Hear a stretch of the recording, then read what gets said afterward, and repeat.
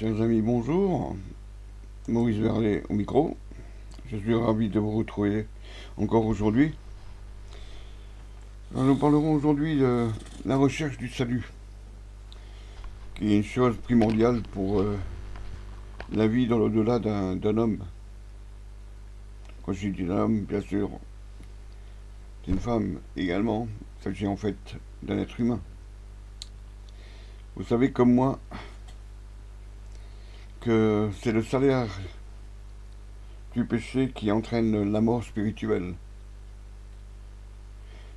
Il dit dans la parole de Dieu que le salaire du péché, c'est la mort. Les pécheurs seront jetés dans les temps ardents de feu et de soufre. Dans la parole de Dieu, au chapitre 8 de Jean, au verset 12, il est dit, Jésus leur parla de nouveau et dit, je suis la lumière du monde.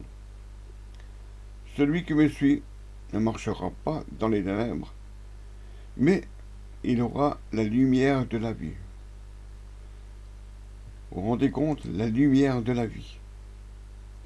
Chers amis, jamais tu ne pourras chasser de ton cœur les ténèbres par tes propres efforts. Cela est impossible. Ni par ta propre sagesse, ni par la sagesse des autres. Lorsque le Seigneur entra dans le temple de Jérusalem, il en chassa tous ceux qui y vendaient des bœufs, des moutons, des pigeons, et il renversa les tables des changeurs en disant, ma maison sera appelée une maison de prière. Mais vous, vous en faites une caverne de voleurs. Oui, chers amis, une caverne de voleurs. Notre cœur est destiné à être le temple de Dieu, sa maison. Il désire y habiter, l'embellir, remplir de sa lumière, de son amour, de sa joie. Oui, chers amis, il désire habiter dans votre cœur. Jésus n'est pas venu seulement pour nous pardonner nos péchés, mais il est venu pour nous libérer de la puissance et de la domination du péché. Il est dit, si donc le Fils vous affranchit, vous serez réellement libre. Si donc le Fils vous affranchit, vous serez réellement libre. Voyons encore dans le psaume 34, au verset 18-19, où il est fait mention que l'Éternel est près de ceux qui ont le cœur brisé. Et il sauve ceux qui ont l'esprit dans l'abattement. Le malheur atteint souvent le juste, mais l'Éternel l'en délivre toujours. Croyez-vous cela? Jésus à la croix fut blessé par nos péchés, brisé pour nos iniquités. L'Éternel a fait retomber sur lui l'iniquité de nous tous. Matthieu 10, verset 38, il est dit, celui qui ne prend pas sa croix et ne me suit pas n'est pas digne de moi. Alors bienheureux ceux qui se tiennent sur le rocher, qui est Jésus-Christ. Il est le roc séculaire pour mon cœur lassé, pour ton cœur, mon ami. Comme un abri au sein des flots agités, il est mon rocher, il est ma forteresse, il est mon asile protecteur, mon recours dans la détresse. Et aujourd'hui même, il peut être le vôtre. C'est Jésus, le Rédempteur. Ce sont nos crimes qui émettent une séparation entre nous et Dieu. Quand je dis crime, c'est l'état de péché. Ce sont les abominations. Et ce sont nos péchés qui nous cachent sa face.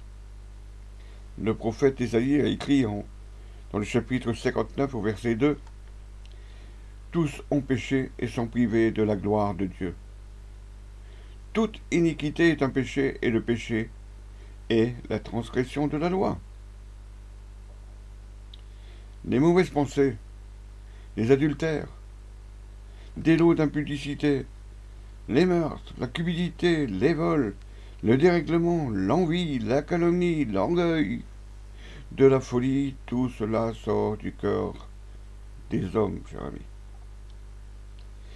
C'est parce que le cœur de l'homme est rempli de cupidité, de malignité. Il est dépourvu d'intelligence.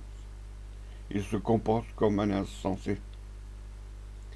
Et bien qu'il connaisse le jugement de Dieu, qu'il les déclare dignes de mort, il continue à commettre de telles choses. Et en plus, il approuve tous ceux qui les font. Le royaume de Dieu n'est pas pour eux. Ces gens-là n'en hériteront point. Ce sont les œuvres de la chair qui les dominent. Car comme le dit la parole, ils sont tous errants comme des brebis, et ils portent des vêtements souillés. La plupart des hommes ne se rendent pas compte que du haut des cieux, Dieu les observe. Aucun ne cherche Dieu, car tous sont égarés, il n'en est aucun qui fasse le bien par même seul. C'est ce que déclare l'Écriture. Alors au jour de la fureur de l'Éternel, ce n'est pas leur argent ni leur or qui pourra les délivrer. Lorsque vous venez à Dieu, il faut être honnête et franc pour affronter l'existence du péché et de le dire devant Dieu, l'avouer son péché. Beaucoup croient ne pas avoir commis de péché grave et rejettent le sacrifice de Jésus. Ils refusent l'expiation de leur faute. Pourtant, cela a été et demeure encore aujourd'hui la plus belle histoire d'amour qui a été contée à l'humanité. L'amour de Jésus manifesté à la croix. Luc chapitre 18, versets 13 et 14, il est mentionné le publicain, se tenant à distance, n'osait même pas lever les yeux au ciel, mais il se frappait la poitrine en disant « Ô Dieu, sois apaisé envers moi, qui suis un pécheur. » Cher ami, peut-être es-tu semblable à ce publicain. Mais voyons la suite. Verset 14. Je vous le dis, celui-ci descendit dans sa maison, justifié.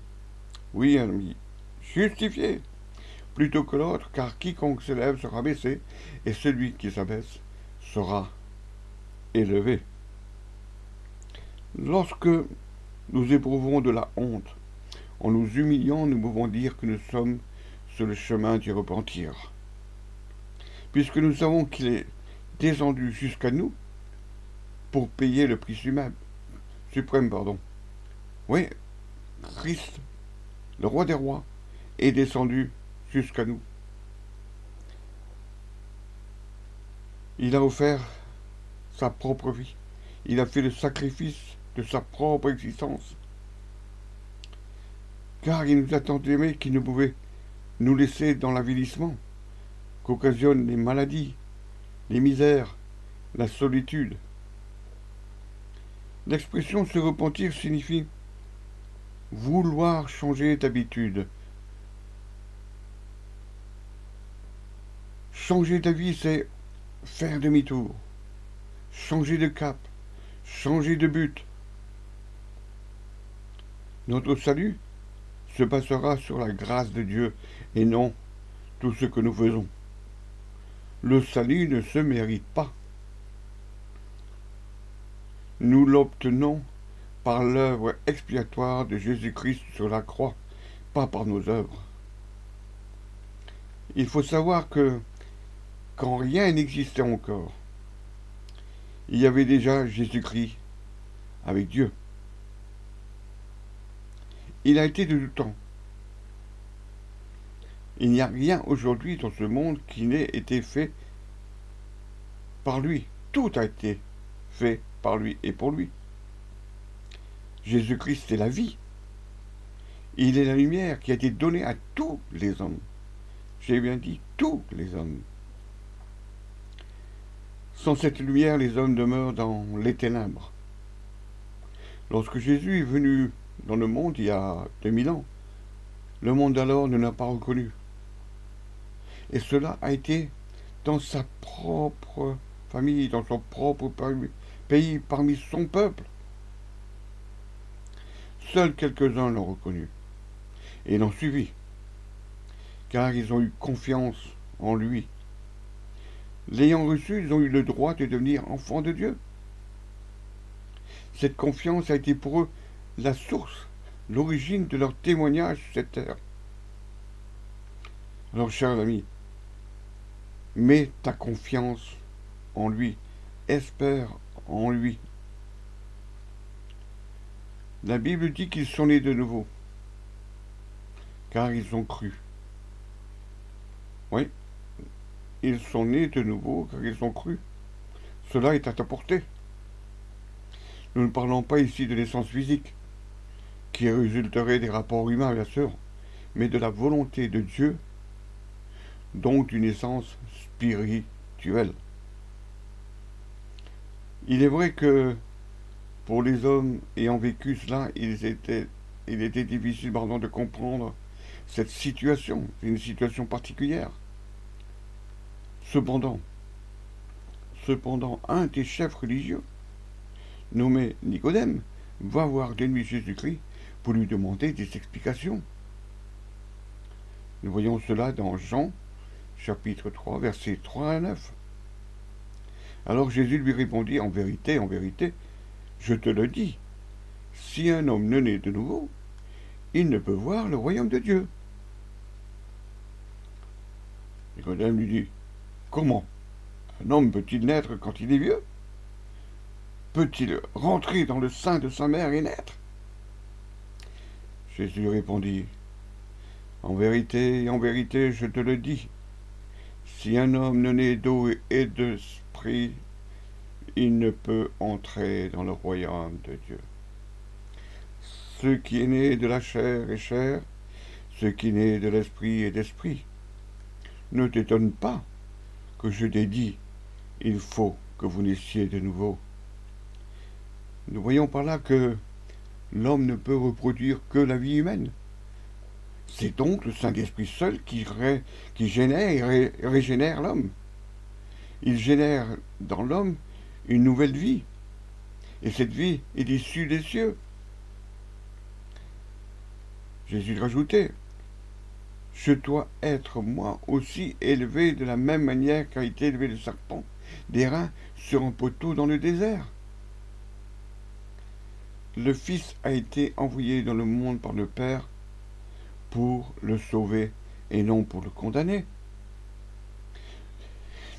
Donc à tous ceux qui lui font confiance, la condamnation éternelle n'est pas destinée. Si vous aussi, chers amis, vous voulez être délivrés du poids de vos péchés et de leur juste condamnation, rejetez-les avec force, avec autorité, et confessez devant les hommes et devant Dieu que par la grâce de son aide, vous prenez la résolution d'abandonner chaque péché qui a fait triompher de vous. Et vous deviendrez ainsi une race de vainqueurs. Dites-lui que c'est par sa force, par sa puissance, par son autorité, par son sang versé, que vous rejetez l'asservissement à ses péchés. Si donc par vos péchés, vous avez obtenu des gains matériels, donc des gains mal perçus, rendez-les à ceux de qui vous avez obtenu. Je répète, si donc par vos péchés, j'ai bien dit par vos péchés, vous avez obtenu des gains matériels, donc des gains mal perçus, rendez-les à ceux de qui vous avez obtenu. Et vous serez, chers amis, ainsi libérés de leur pouvoir et n'auront plus de domination sur vous. vous serez libre. Mais maintenant, abandonnez votre passé coupable, en vous tournant vers de meilleures habitudes, ayant dans votre cœur de meilleures résolutions. Vous saurez ainsi ce que c'est de pouvoir jouir de la vraie liberté. Vous saurez que Jésus-Christ ne vous repoussera pas. Non, il ne vous repousse pas. Car il est écrit, si tu confesses de ta bouche le Seigneur Jésus, et si tu crois dans ton cœur que Dieu l'a ressuscité d'entre morts, tu seras sauvé. Oui, tu seras sauvé. Confessez maintenant, sans tarder, qu'il est votre Seigneur.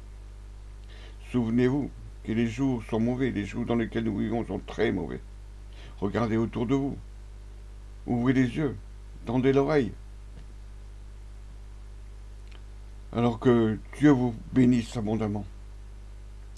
Que Dieu vous fortifie, qu'il vous encourage, qu'il soit avec vous et offrez-lui votre cœur. Chers amis, que Dieu vous bénisse et au plaisir d'être de nouveau avec vous sur les ondes. Merci à vous d'avoir écouté.